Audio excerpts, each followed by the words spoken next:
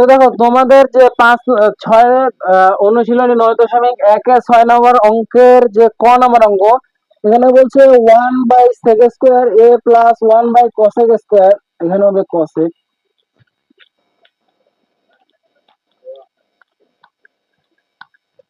cosec cosec² a equal 1। তো তোমাদের বলছে 1/sec² plus 1/cosec² a equal 1। দেখো এই অঙ্কটা যদি আমরা সমাধান করতে যাই, দেখো আমাদের এই সূত্রগুলা কি মনে আছে যে 1/sin, আমাদের দেখো একটু মনে করে দেখো তো 1/sec a equal cos theta, অথবা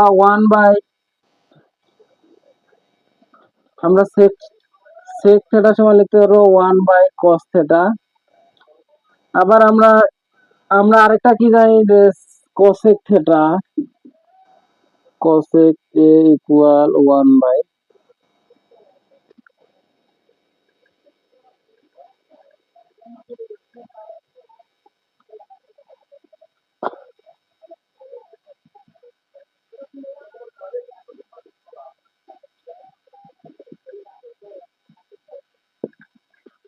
তো দেখো তো আমরা এই যে আমরা এখানে যে 3টা সূত্র লিখে নিয়েছি, এই 3টা সূত্র কি তোমাদের মনে পড়ে? যদি মনে না পড়ে একটু মনে করাই নাও।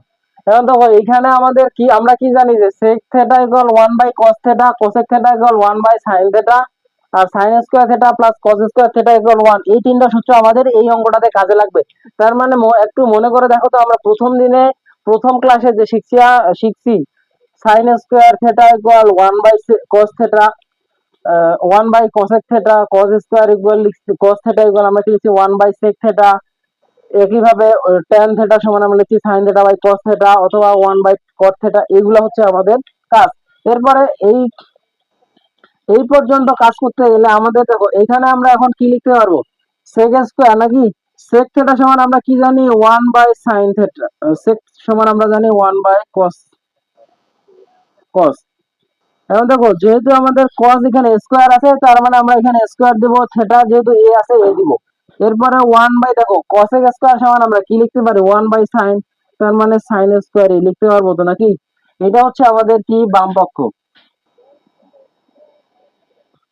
এটা হচ্ছে বাম পক্ষ।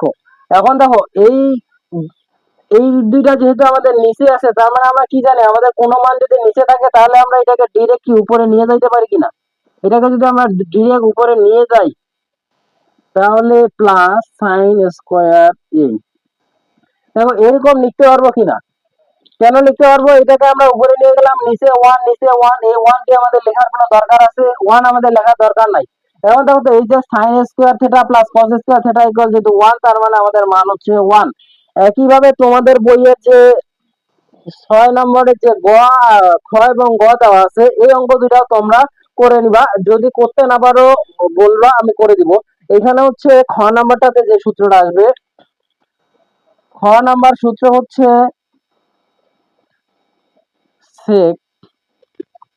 sec square theta minus tan square theta equal 1, এই সূত্র। আর গ নাম্বারে তোমাদের যে সূত্রটা ব্যবহার হবে সেটা হচ্ছে cosec square theta minus cot square theta equal 1। এই যে এই দুইটা সূত্র তোমরা ব্যবহার করবা, এই দুইটা সূত্র। খ নম্বরে তোমাদের ব্যবহার হবে sec square theta minus tan square theta, এবং গ নম্বরে ব্যবহার হবে cosec square theta minus cot square theta. আশা করি তোমরা 6 পর্যন্ত করতে পারবা। আগামীতে আমি আগামী ক্লাসে 7 থেকে এরপরে বাকি যে অঙ্কগুলো আছে এগুলো অঙ্ক করাই দেওয়ার চেষ্টা করব। আর তো আজকে এই পর্যন্তই।